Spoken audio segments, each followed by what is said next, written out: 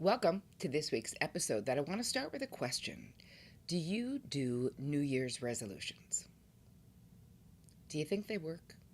Do you think they're effective? Do you find yourself making them every year and then 3 weeks into January, you're either failing in your own mind or killing yourself to get it done, but either way, not being happy about what it is you decided to do?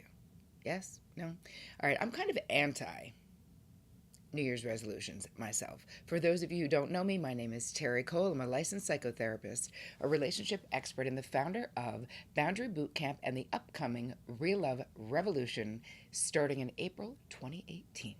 So, welcome to today's episode, where I'm going to be talking about my favorite annual ritual that I do with my clients and on all my public platforms and within my family system. And it's called Crap You're Leaving in Last Year. That's the name of the ritual. Crap you're leaving in last year. So, what is this ritual about?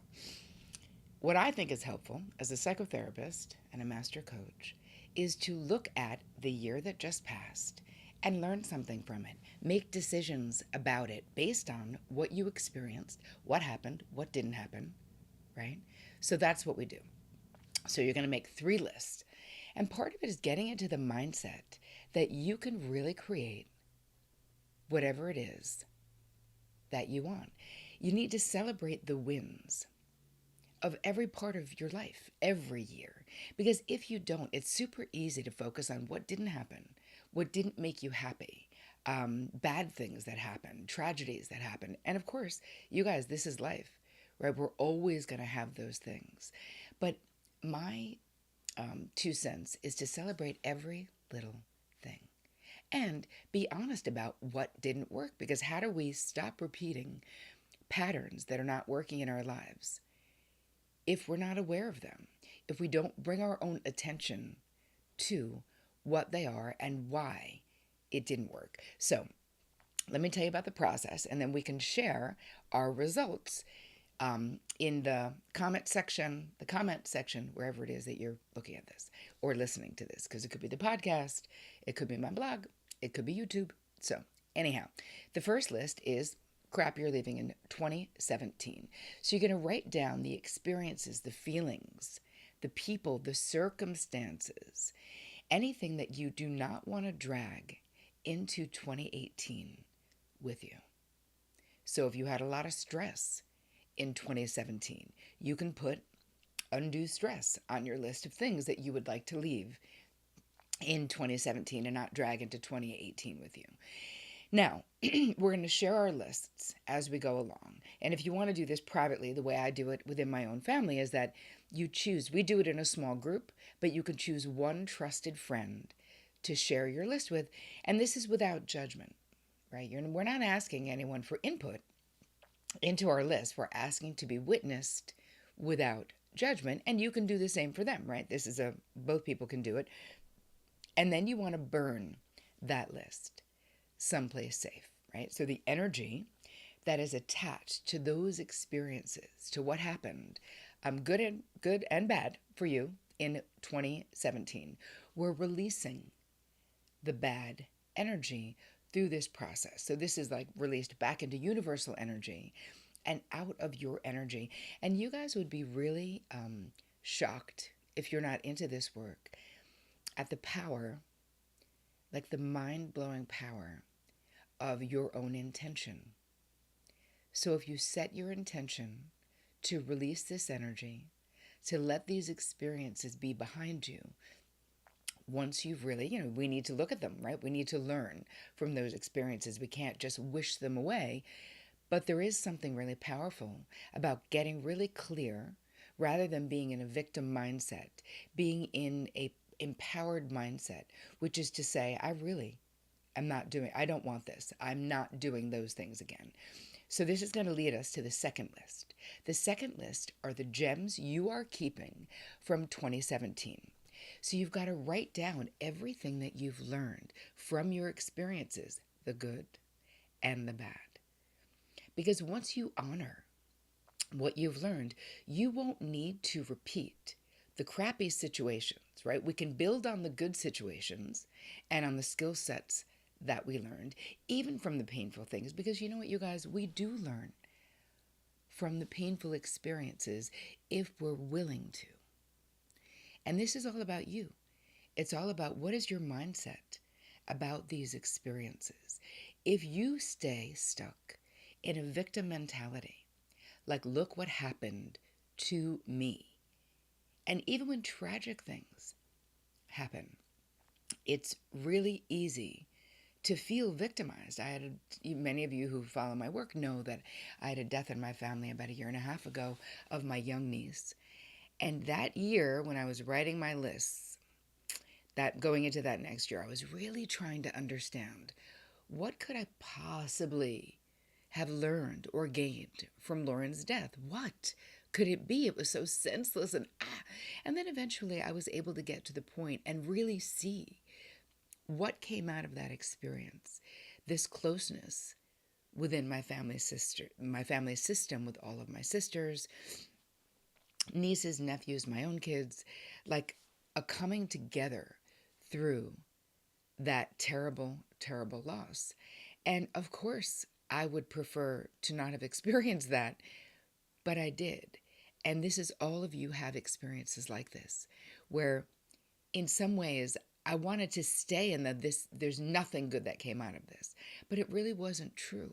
And it doesn't mean that I wouldn't give back any of the good if I could have her back. Of course I would. But that's not the way life works, right? The mysteries of the universe are vast. So this second list is really, really important.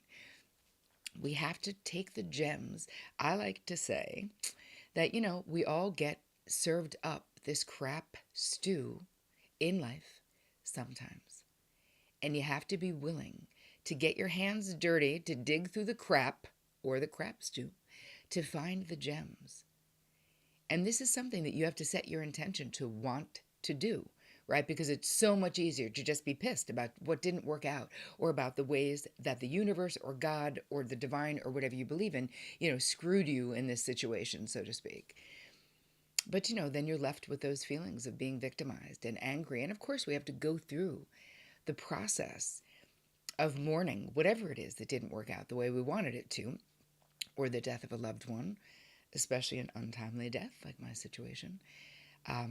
But this is your life. So the gems that you are keeping from 2017 is a really, really important and powerful list. So once you make it, I'm going to ask you to hold on to it. And the third list that you're going to be creating is the list of what you are creating in 2018. So on this list, and this list is so much fun, and it's so much better than making New Year's resolutions that you're not going to keep, or setting yourself up to fail, because this is more like having a plan, right? Write down what you want to create for yourself. It's so much fun. How do you want your life to look and feel in 2018?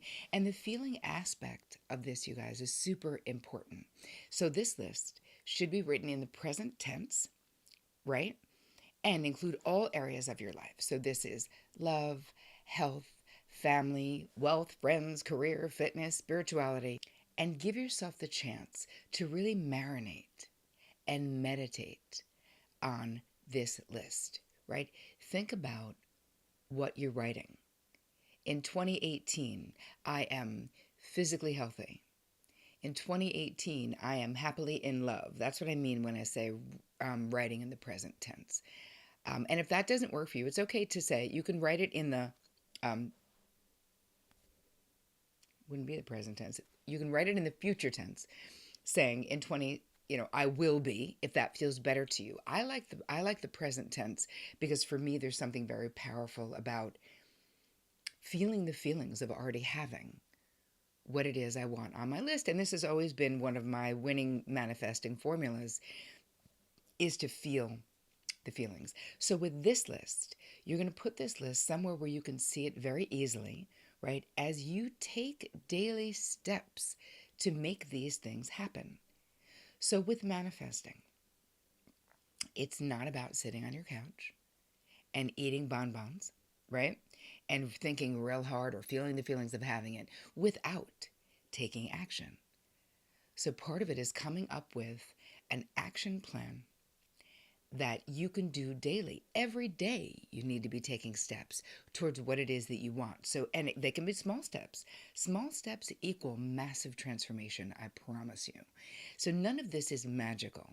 It's about keeping your mind and the mind-blowing power of your intention connected to what it is that you want.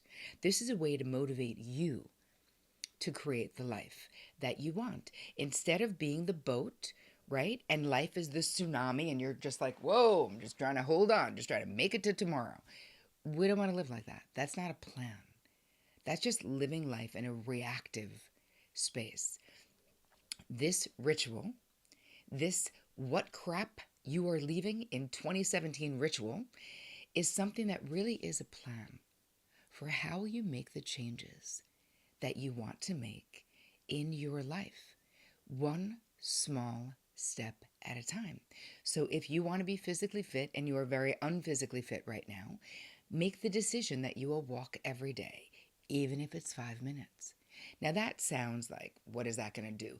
That's going to do something, because doing nothing is doing nothing. Now, obviously, that sounds redundant and obvious, but the truth is that you just have to do something towards what it is that you want. So hopefully what this ritual will do for you, it's a powerful ritual because of the burning aspect of it, but also having a visual of what it is that you want to create in your life in 2018. And don't worry, there will be a little downloadable cheat sheet, or it's really an outline of how to do this. The 3 lists have an outline, so it'll be really easy for you to actually get it done if you're not organized or you don't know how to do it, because I really want you guys to do it. And I really want you to share with me what you're doing, because the more people, caring, non-judgmental people, who witness you and your list and what you're doing, the more power, right? We've the power of our collective intention to support you on your journey is also amazing.